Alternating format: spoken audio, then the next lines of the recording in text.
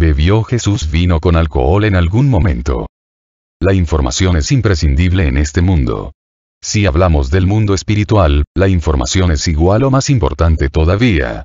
Hay un tipo de información que los especialistas llaman desinformación. ¿En qué consiste? En informar mal sobre algo. Aportar datos parciales o incompletos, contar una verdad a medias es peor que no informar. Se tiene una imagen errónea de la verdad, y con frecuencia eso es peor que no saber nada. Eso es una estrategia que usan mucho los políticos hoy día. Sabemos que estamos en medio de una guerra entre el bien y el mal. Y las peores armas que Satanás usa son la polémica y la desinformación. A través de ellas introduce el error, mezclado con verdad para intentar hundir la Iglesia de Dios, los portavoces del último mensaje a este mundo. Por ello, a veces es necesario revisar cuestiones que parecen darse por entendidas.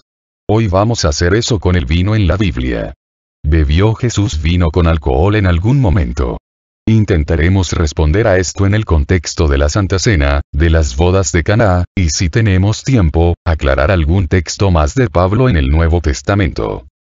El vino en la Santa Cena. En Lucas 22, 15 al 20, vemos confirmado que estaban celebrando la Pascua. Jesús dijo: He tenido muchísimos deseos de comer esta Pascua con vosotros antes de padecer. Pues os digo que no volveré a comerla hasta que tenga su pleno cumplimiento en el reino de Dios. Luego tomó la copa, dio gracias y dijo: Tomad esto y repartidlo entre vosotros. Os digo que no volveré a beber del fruto de la vida hasta que venga el reino de Dios. También tomó pan y, después de dar gracias, lo partió, se lo dio a ellos y dijo: Este pan es mi cuerpo, entregado por vosotros. Haced esto en memoria de mí. De la misma manera tomó la copa después de la cena, y dijo: Esta copa es el nuevo pacto en mi sangre, que es derramada por vosotros. Jesús estaba observando la Pascua, tal cual él mismo ordenó que se celebrase 1500 años antes de ese momento, en el Éxodo.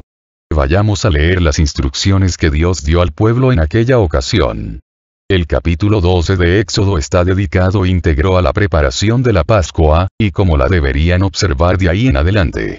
Leamos del versículo 5 en adelante. El animal será sin defecto, macho de 1 año, lo tomaréis de las ovejas o de las cabras. Versículo 7, y tomarán de la sangre, y la pondrán en los 2 postes y en el dintel de las casas en que lo han de comer. 8, y aquella noche comerán la carne asada al fuego, y panes sin levadura, con hierbas amargas lo comerán. 14, y este día os será en memoria, y lo celebraréis como fiesta solemne para Jehová durante vuestras generaciones, por estatuto perpetuo lo celebraréis. 15, 7 días comeréis panes sin levadura. Y el primer día haréis que no haya levadura, fermento, en vuestras casas. Porque cualquiera que comiere fermentado, leudo, desde el primer día hasta el 7º, será cortado de Israel. Versículo 19. Por 7 días no se hallará levadura en vuestras casas. Porque cualquiera que comiere leudado, fermentado, así extranjero como natural del país, será cortado de la congregación de Israel. 20. Ninguno cosa fermentada comeréis. En todas vuestras habitaciones comeréis pan sin levadura. Sabemos que las leyes mosaicas fueron clavadas en la cruz, el decálogo no es una ley mosaica, sino eterna. Pero este argumento tampoco es válido para decir que Jesús bebió vino con alcohol en la Santa Cena, porque aún no había sido sacrificado, por lo que la observancia de la Pascua estaba en pleno rigor, según el mandato dado por él mismo a Moisés. Por lo que en las casas no podía haber nada fermentado. Es imposible que Jesús celebrase la Santa Cena con ingredientes fermentados, por lo que el vino que usó, tuvo que ser, según la Torá, mosto o vino sin fermentar. Lo fermentado simboliza pecado en 1 Corintios 5, 8. Así que celebremos nuestra Pascua no con la vieja levadura, que es la malicia y la perversidad, sino con pan sin levadura, que es la sinceridad y la verdad. Jesús mismo dijo en Lucas 22, 18 que no volvería a beber del fruto de la vid, algo natural, sin adulterar. Además, 1 Pedro 1, 19 nos afirma que la sangre de Cristo es preciosa, como un cordero sin mancha ni contaminación, puede algo fermentado, echado a perder, como un cordero en descomposición, representar pureza. Terminología.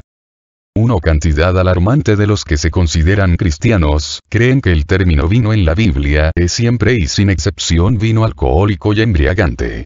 Algunos hasta sirven vino alcohólico en sus iglesias, y se atreven a llamar este evento la Santa Cena. Esta confusión se debe, sin duda, a la definición dada al término vino en los diccionarios actuales. El diccionario moderno afirma que el vino es una bebida alcohólica formado del zumo de uvas fermentado. La clave para llegar a comprender este asunto es entender que la palabra vino en la Biblia es genérica, o sea, tiene diferentes significados, dependiendo del contexto en que se usa. Una escapada al hebreo griego original nos trae cara a cara con la misma realidad. La palabra vino en griego aparece como oinos, siendo una palabra genérica. En el hebreo tiene 8 términos distintos para el griego vinos como yayin, tirosh, shekar, chemer, shemer, sobe, yekef y asis. Todos estos términos en las lenguas originales pueden significar el fruto de la vid, o sea, zumo de uvas no fermentado o mosto, o puede significar vino fermentado o alcohólico. Es un uso como el que nosotros le damos a la palabra agua. El agua puede ser potable o no potable, pero todo es agua. De igual modo, el vino en la Biblia puede ser sin fermentar o fermentado, sin alcohol o con alcohol. En algunas versiones se ha añadido la palabra nuevo al lado de vino cuando el traductor ha entendido que era mosto. Pero el original sigue siendo un término genérico. Un ejemplo de palabra genérica. Génesis 1, 27, Dios creó al hombre, varón y hembra los creó. En otros lugares se refiere a una persona de sexo varón. En cada versículo donde se menciona sidra en la Reina Valera 1960, aparece junto con la palabra vino. En esos casos la palabra vino puede ser alcohólica o no alcohólica, dependiendo en el contexto, pero el mismo contexto parece indicar que la palabra sidra es siempre y sin excepción una bebida alcohólica. En varios lenguajes, la palabra sidra fue traducida bebida fuerte. ¿Cómo podremos distinguir esto? El vino bueno nuevo. Veamos unos versículos en la Biblia que afirman claramente que no toda mención de vino es necesariamente un vino malo y embriagante. El campo está asolado, se enlutó la tierra. Porque el trigo fue destruido, se secó el mosto, se perdió el aceite. Joel 1, 10. Es imposible que el mosto de este versículo represente una bebida intoxicante. La palabra mosto viene de la palabra hebrea tirosh, que es traducido vino con frecuencia, como en Ageo 1, 11, yo hice venir una sequía sobre los campos y las montañas, sobre el trigo y el vino nuevo, sobre el aceite fresco y el fruto de la tierra, sobre los animales y los hombres, y sobre toda la obra de sus manos. Otro texto. Así ha dicho Jehová. Como si alguno hallase mosto, vino, en un racimo, y dijese: no lo desperdicies, porque bendición hay en él. Así haré yo por mis siervos, que no lo destruiré todo. Isaías 65, 8. Vino capaz de emborrachar en un racimo. Imposible. El mosto de este versículo se traduce vino en otros lugares, como acabamos de ver en el comentario anterior. Otro texto. Yo daré la lluvia de vuestra tierra a su tiempo, la temprana y la tardía. Y recogerás tu grano, tu vino y tu aceite. Deuteronomio 11, 14. No es posible recoger vino intoxicante. Como hemos mencionado anteriormente, el vino embriagante no es un producto natural, y aquí se habla de aceite, el zumo de la aceituna, y de vino, el zumo de la uva. En Deuteronomio 32, 14 se da una definición por excelencia del vino nuevo o bueno. De la sangre de la uva bebiste vino. En otras versiones se le bebió la sangre espumosa de la uva. El vino bueno se define como la sangre de la uva. Lo que sangra la uva. De hecho, tal y como lo vierte la Nueva Versión Internacional, da la idea de la espuma que queda en la superficie del mosto recién exprimido y colado. Este vino no contiene alcohol. Un último texto. Y será cortada la alegría y el regocijo de los campos fértiles, de la tierra de Moab. Y de los lagares haré que falte el vino. No pisarán con canción. La canción no será canción. Jeremías 48, 33. El lagar es el lugar donde se pisa la uva para extraer el zumo de ella. ¿Sale vino fermentado cuando se pisa la uva, o se la exprime? No. Pues es a ese tipo de vino el que se refiere el texto de Jeremías, expresado en forma de carencia o maldición. No es posible que en esta ocasión se hable de vino fermentado. Otros textos parecidos son Isaías 16, 10, Oseas 2, 22. A más de uno le gustaría que la uva diese directamente vino fermentado, pero eso es imposible, va en contra de las leyes naturales que Dios mismo estableció. Otros textos donde se hace referencia al vino nuevo o bueno son Isaías 27, 2, Jeremías 40, 12, Amós 9, 14. Todos recordamos lo particular que era Dios a la hora de establecer el culto en su santuario.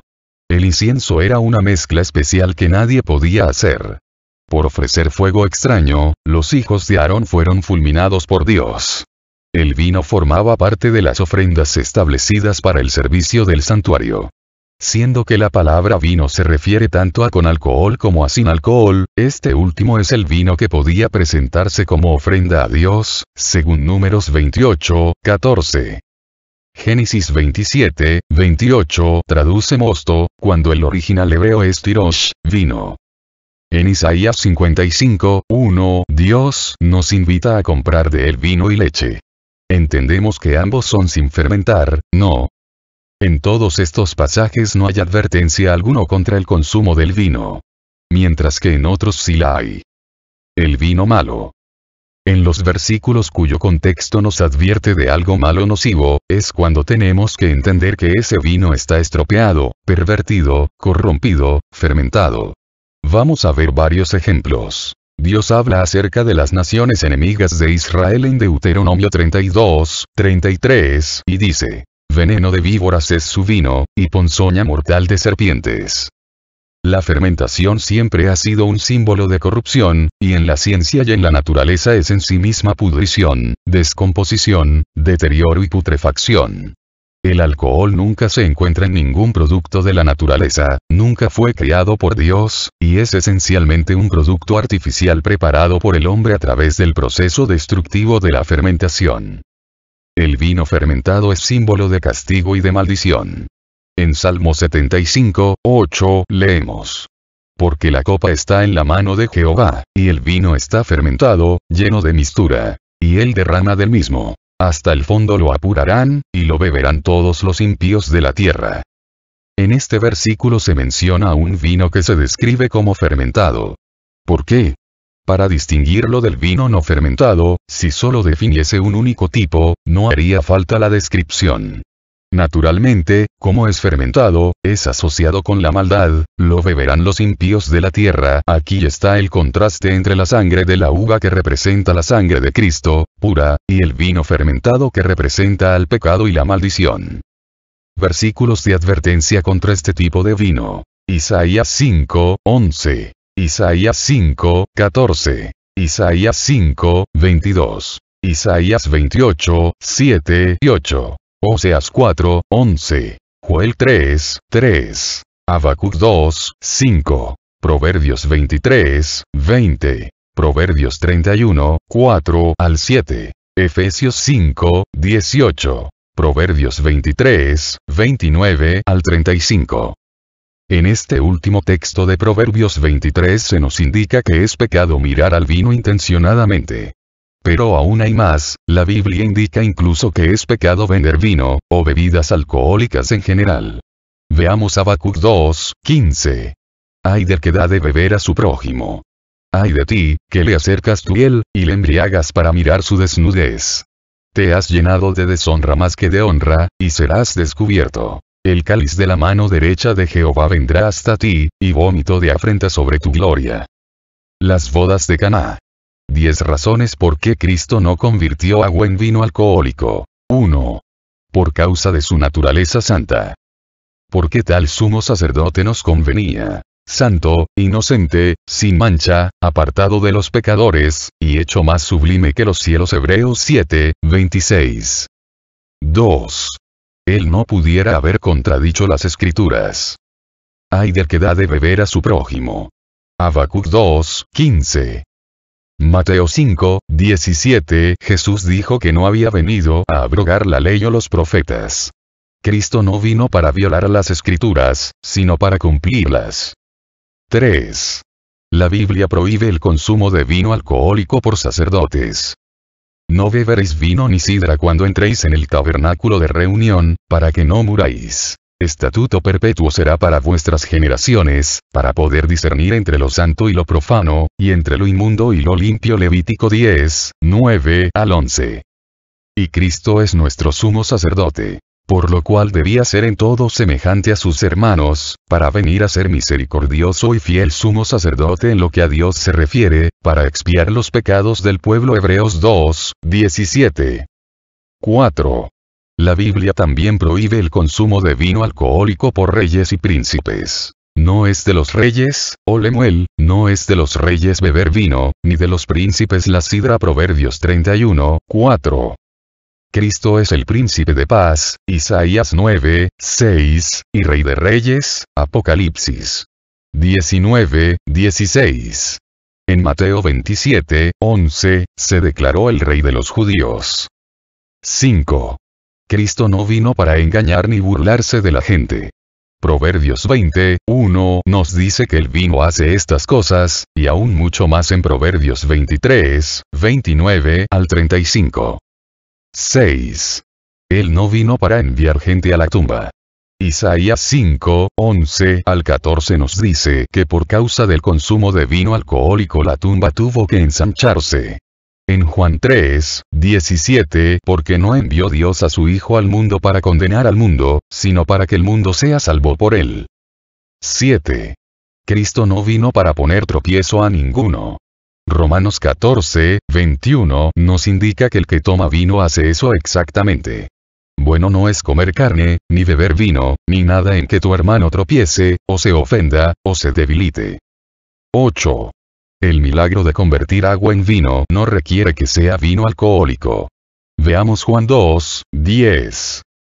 Es dicho que en tiempos bíblicos, la costumbre era servir el mejor vino alcohólico primero, guardando lo peor para último, cuando la habilidad de saborear se había debilitado por causa de la embriaguez.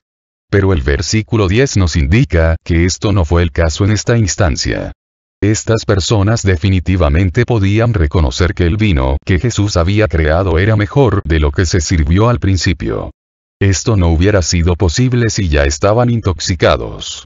A la verdad, ni el vino que se sirvió primero, ni el que Cristo creó, era alcohólico. 9. El Señor no hubiera recibido la gloria al causar que personas ebrias se emborrachen aún más.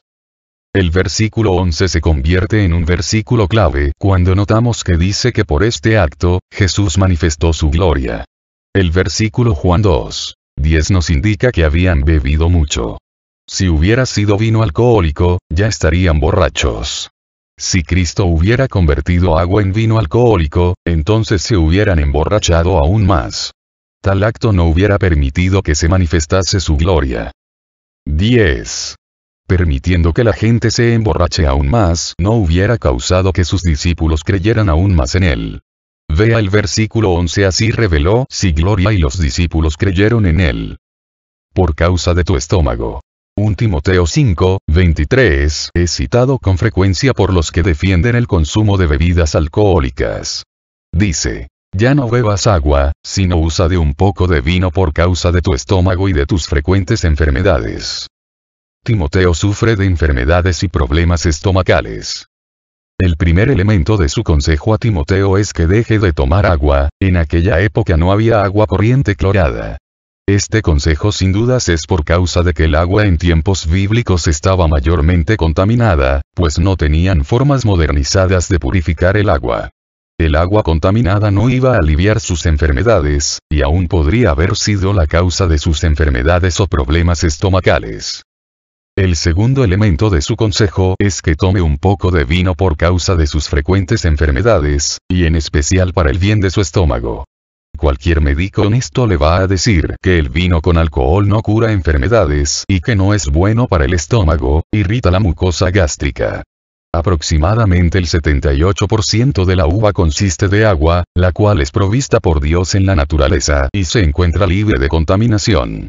Al tomar el puro zumo de la vid, Timoteo podía tomar algo natural y saludable, y a la vez evitar la obligación de tomar agua que podría estar contaminada, además de ser un protector estomacal. Algunos comentaristas creen que Pablo aquí estaba refiriéndose al uso moderado de vino fermentado con un propósito médico. El mosto tiene las mismas propiedades terapéuticas y más vitaminas que el vino, sin los inconvenientes del alcohol. Otro texto complicado. 1 Corintios 11, 20 al 22.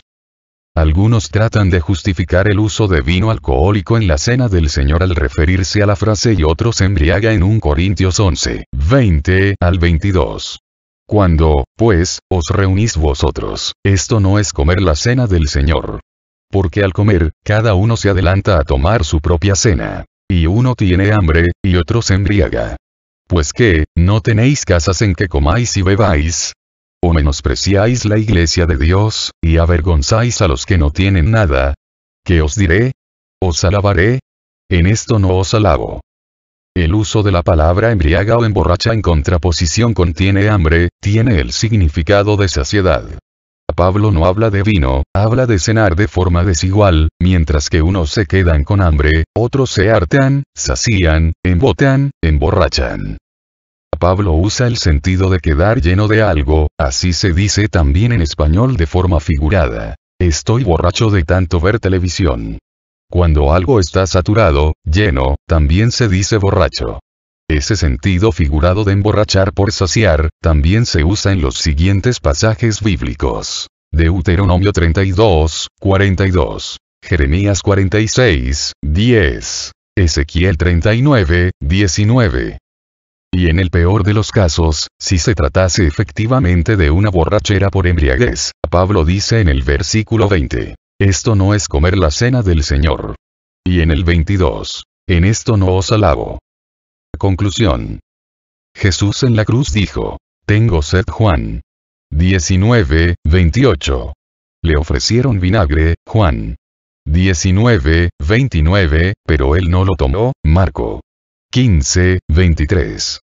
Como cristianos, recordemos que Pablo nos dice en 1 Corintios 6, 19 que somos templos del Espíritu Santo.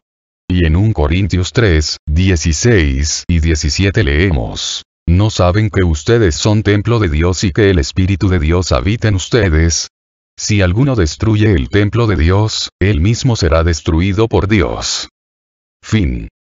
Suscríbete a este canal y encontrarás variedades de temas interesantes para tu vida espiritual. Luego vi a otro ángel que volaba en medio del cielo, y que llevaba el Evangelio eterno para anunciarlo a los que viven en la tierra, a toda nación, raza, lengua y pueblo. Gritaba a gran voz, teman a Dios y denle gloria, porque ha llegado la hora de su juicio. Adoren al que hizo el cielo, la tierra, el mar y los manantiales. Que Dios nos bendiga.